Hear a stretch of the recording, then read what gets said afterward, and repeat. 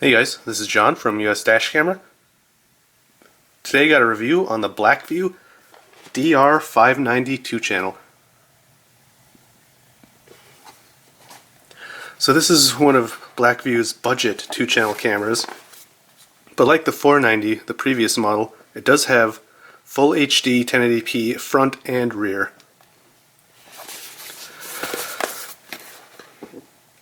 So here on the back you can see, like I mentioned, front and rear 1080p 30 frames per second. It does use the Sony Starvis CMOS sensor front and rear, 139 degree wide angle lens, which is a pretty good amount. Any more than 140 and it starts to get a little distorted. Supports up to 128 gigabyte memory cards, and they claim to have a format-free file management system. So typically in the past you would want to format a memory card at least once a month, but they're claiming that you don't need to. It's probably a good idea to format once in a while anyways though. Of course it has loop recording like any good dash camera would. It does have Blackvue's great parking mode, automatic parking mode, with impact detection and motion detection. They claim it has low power consumption, high temperature cutoff, so if it's a really hot summer for people in the southern climates like Arizona or Texas, that's very vital.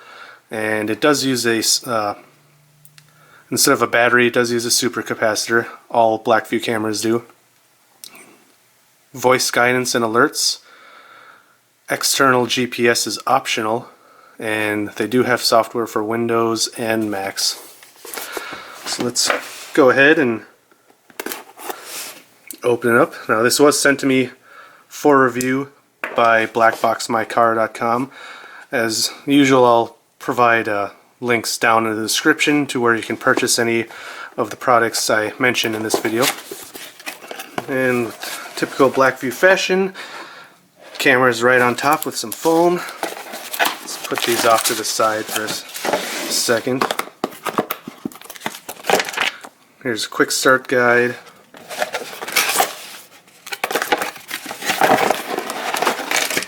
So this is everything that's included in the package.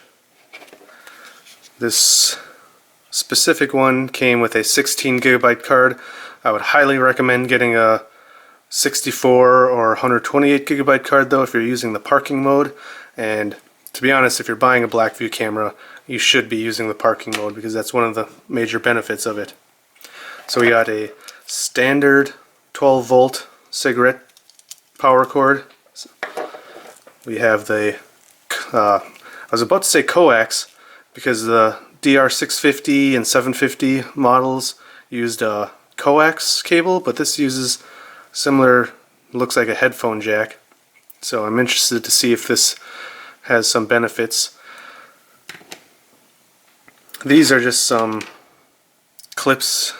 They got the sticky adhesive back, and basically they can be used to help route your wires around.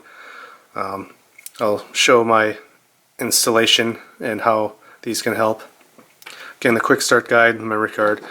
What's interesting is the DR490, last year's previous model, it used a different camera. Now I'll show a quick clip of that.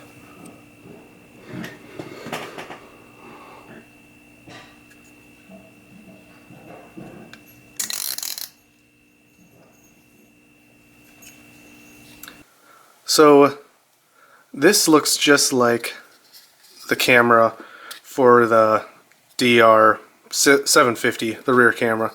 I believe it probably is the same one, but it doesn't use the coax anymore. It uses this headphone jack style plug.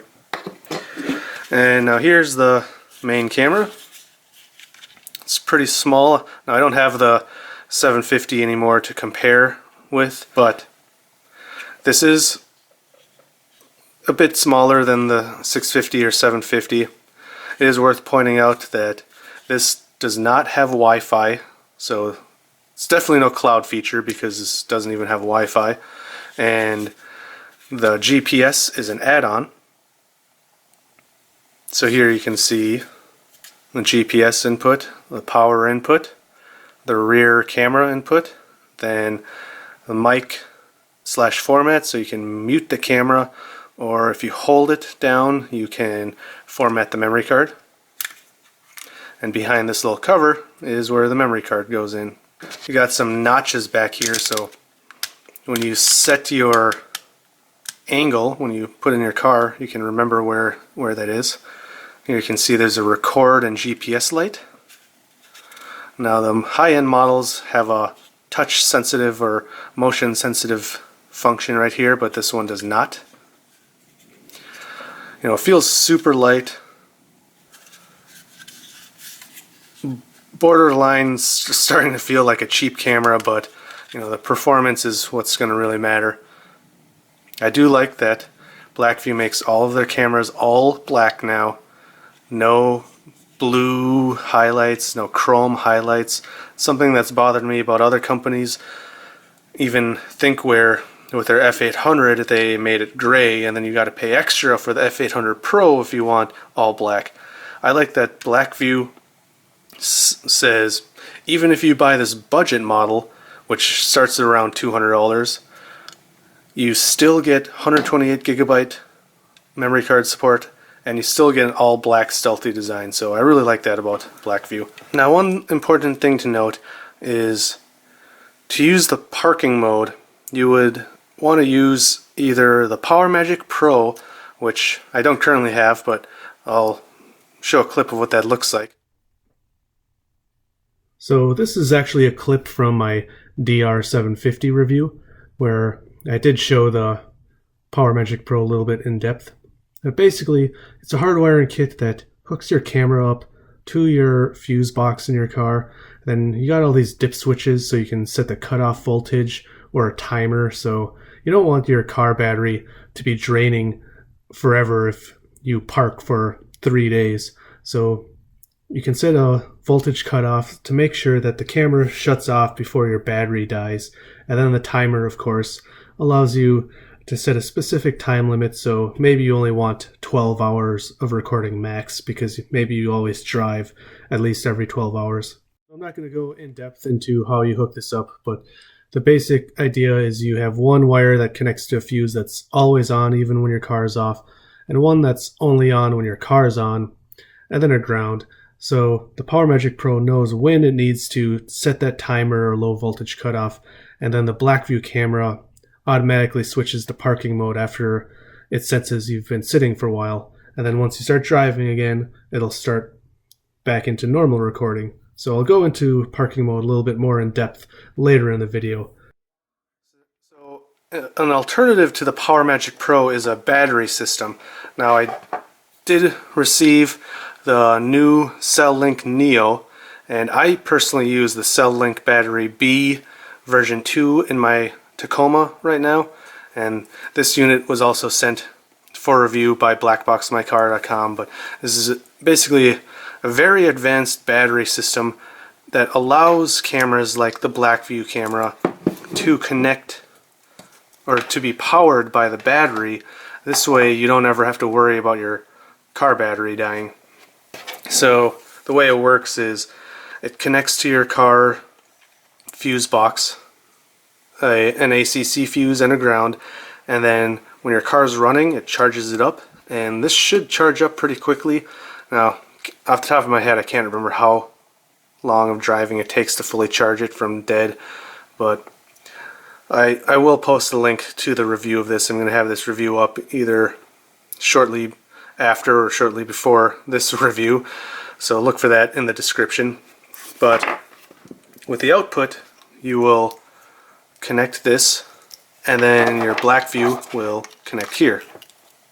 So it's similar in a way to the PowerMagic Pro, but there is no timer on this, which is a little disappointing.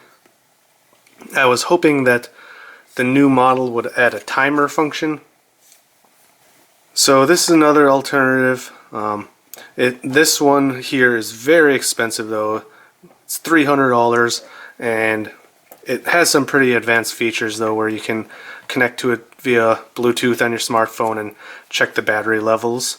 And it does use a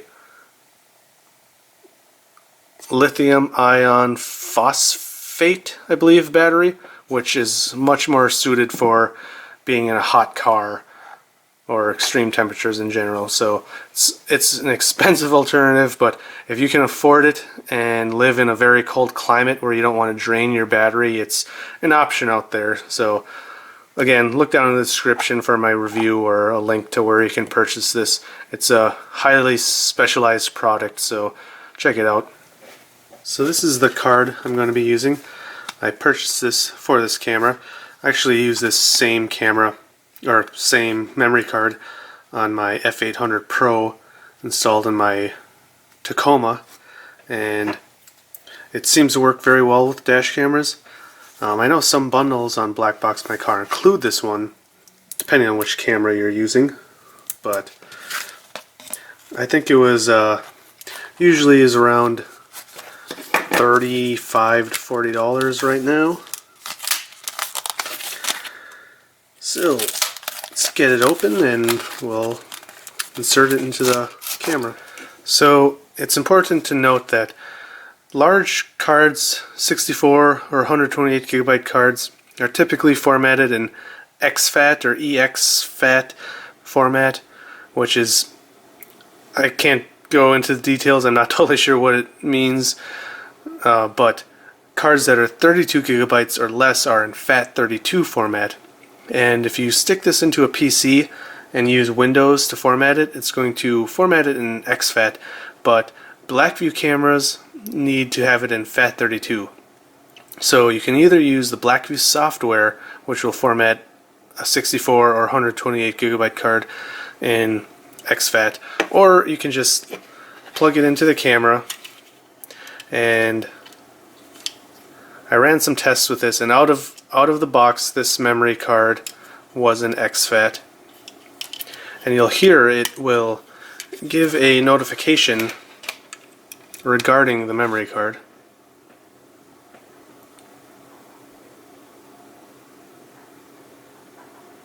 Check SD card. This is one of the features I really like about cameras like Blackvue, is if something's wrong with the memory card, it'll tell you. It'll tell you that something's wrong. So it's an exFAT, but with the format button, you have to hold it for quite a few seconds. Check SD card. Check SD card. There, you heard that loud beep. Now it's formatting. Do not disconnect the power. Restarting. So it restarts it after formatting it.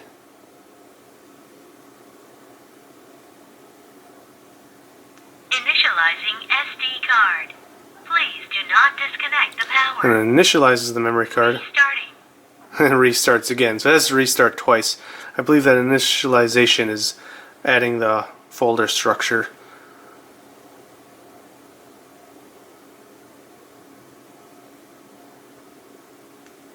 Blackvue for your safe driving. Starting normal recording. And there we go, now it's recording. Also, when you turn it off, it also notifies you. Powering down. So I got the camera installed up there. Forgot the power cord. I'm not actually at home, doing it in someone else's driveway, so I don't have the power cord plugged in, but obviously there would be two cables once it's done. So I have the cords wrapped up in here, and then it does go along here through the headliner, and then you can actually see it sticking out a little bit because this is a Prius hatchback.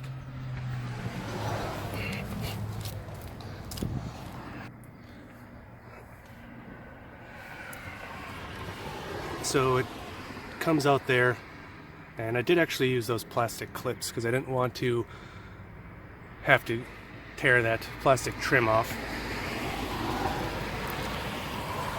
So normally I would take the trim off, but Not sure how permanent this is going to be. And then we got it there on that little half window. And this is one of the reasons why I wanted a Prius, is because it has this little window here, so the camera's right at the back of your car. So when it comes to the video quality, I was a little disappointed. I think it's actually a step back from the 490. Now the 490 used AVI video files, and you could only view it in the Blackvue software until you exported it. And this goes back to the MP4 file type, which the high-end models use. So you can just view the files in pretty much any other video player, which is nice, but I did notice that the video quality was grainier, and you know, it's sad to see it step back, even though the 590 did have some pluses over the 490. I really wish the video quality wouldn't look worse. So here's the 490. Now, I would argue that you can pretty much read license plates from the same distance, but I still wish the video quality looked as smooth as here in the 490, even if I might not be getting any more visibility for reading license plates. You know, it's just sort of sucks that it doesn't look as good as last year's model.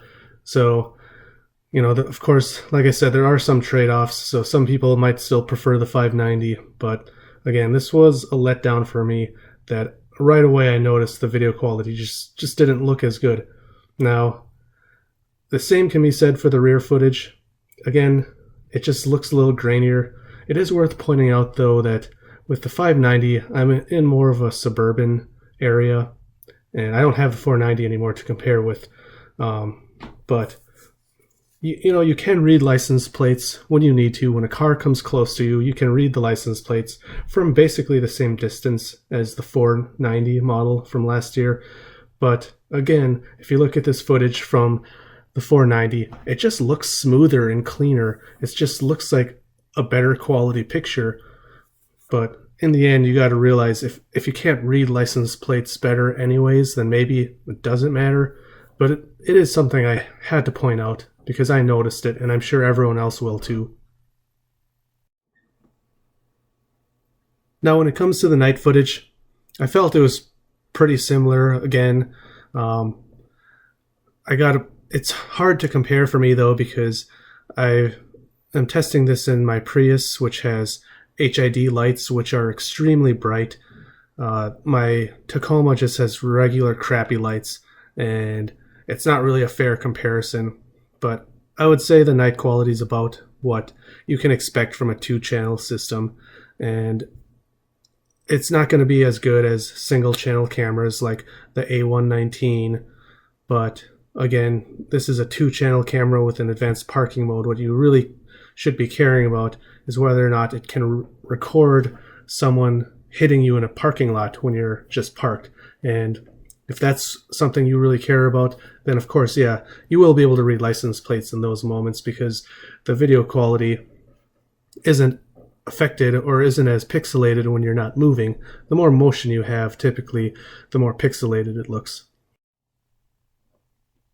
So now, coming to the parking mode, Blackvue cameras use an automatic buffered parking mode, which basically means it knows when your car isn't driving anymore based on its internal G sensors, and after a few minutes it switches to parking mode. And during parking mode, it is buffering about 5 seconds of footage at all times, but not recording to your memory card. So you're not killing your memory card by recording 24/7. It's buffering this onto internal memory, but then if it senses an impact or motion, if you have the motion detection on, it saves that buffered footage. It's 5 or 10 seconds, I can't remember exactly, and then additional 20 or so seconds after that. And if it continues to sense motion with motion detection on, it'll keep recording. It is worth noting, if you have motion detection on and park in a busy parking lot, it could just end up recording all the time. So here, this next clip you'll see, it'll start out black, and this is the buffered portion. It's not sensing anything yet, but then suddenly there, it sensed the motion of the garage opening, so it's suddenly saved that buffered portion, and then an additional 20 seconds or whatever after that. So that's the benefit of the buffered recording option. Now, some companies do it differently. Thinkware uses a 3-wire connection, a ground, an ACC wire, and a battery connection, where Blackvue just uses the internal sensors. And I personally prefer the way Thinkware does it, because it also means they have a built-in timer into the camera. So with Blackvue, if you use the PowerMagic Pro, you do have the timer built into the PowerMagic Pro, but if you want to use something like the Celllink Battery B or Celllink Neo, you don't have a timer, and that's sort of a big loss to me personally. But I still think that Blackvue's automatic buffered parking mode is better than most cheaper companies out there. There's some pretty good alternatives out there with time-lapse features where it just records a time lapse until an impact and then it starts recording. But I think Blackvue and many other Korean cameras do it a better way. But it does come at a cost, of course. I get comments once in a while from people saying that you don't need features like this. It's just a bunch of fancy features for them to overcharge you for. But I personally know so many people that have been hit and run at home or at the mall or just anywhere. One of my friends recently, he was parallel parked in front of his apartment complex and someone crashed into his car and drove off, and he only had liability insurance, so his car was totaled. He didn't have any sort of dash camera, let alone one with the parking mode, so accidents happen all the time on the road, but they also happen all the time in parking lots. So to me, an advanced, good parking mode is very important. So I personally, even though you look at these cameras with these 2-channel cameras with these advanced parking modes, and they don't have as good as video quality as cameras without all these advanced features, I think the pros of these features outweigh the cons for me personally. So overall, I think the DR590 is a good camera from Blackvue. It starts at $200, and for a camera that's full 1080p front and rear with the advanced parking feature that Blackvue offers, it's a fair price. There's definitely some cameras out there that are much cheaper that offer comparable features, but most of them are cheap Chinese companies, and you never really know what you're going to get. So I do overall really like this camera, but like I was saying before, I was disappointed that the video quality was noticeably not as aesthetically pleasing, at least. You know, I've said this several times now, maybe you can read license plates just as good as the 490, but the 490 did look nicer when it comes to video quality. And even though it does, I gotta reiterate that there are pros to this camera over the 490. For one, since it uses the MP4 file type, you don't have to use the Blackvue software to view it. The weird way some Blackvue cameras have been, like the 490, is you have to watch it in the Blackvue software and then export the clips separately. The rear and front footage is one file. It's really goofy. I didn't like that about the 490, but the video quality was really good. So it's, you know, there's trade-offs to it. But besides the fact that it's using the MP4, you can just watch it. If you plug the memory card, take the memory card out, put it into your phone, it's probably going to be easier to view the files, because I've tried with other cameras that use that weird single file system for front and rear, and only one of the front or rear shows, and that could be an issue. So the fact that it records separate front and rear files in MP4, you can, if your phone has a micro SD card slot, you could just plug it in. Maybe you just had an accident and on the side of the road, you can watch that video footage. So it doesn't have Wi-Fi, but there is a Wi-Fi model. It might be available now, actually. a few weeks ago it said coming soon on Black Box My Car, but a Wi-Fi model is coming out, or is out, which is pretty cool. And it's basically like the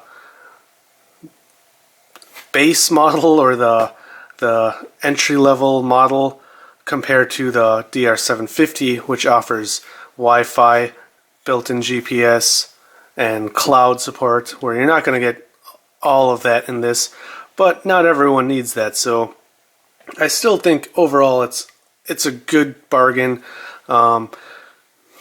If you really care more about the video quality and don't mind the fact that it's in that weird video file format, you might want to check out the 490 if you can still find it anywhere, but I don't know if it's for sale anywhere anymore. But again, overall, I think this is a great option for people that are interested in Blackvue but don't want to pay $400 or more for a DR750 2-channel, because not everyone needs that cloud feature, not everyone needs GPS, not everyone needs Wi-Fi.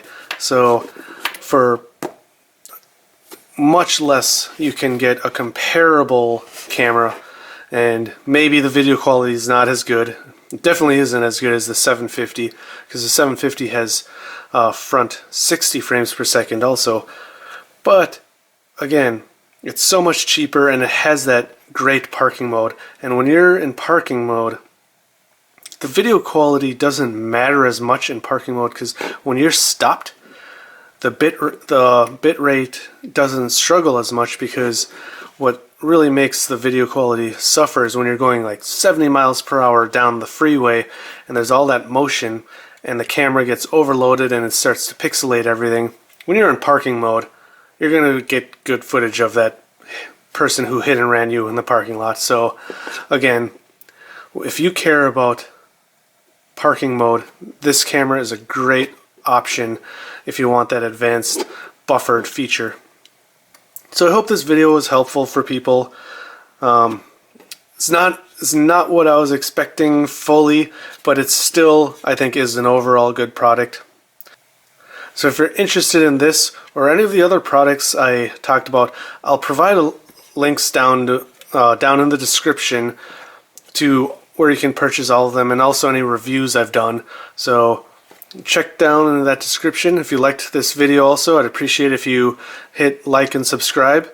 Of course, you know, your subscriptions and likes, they actually motivate me to keep making these videos, so it really helps me keep going. So as usual, drive safe. Thanks for watching, and I will see you next time.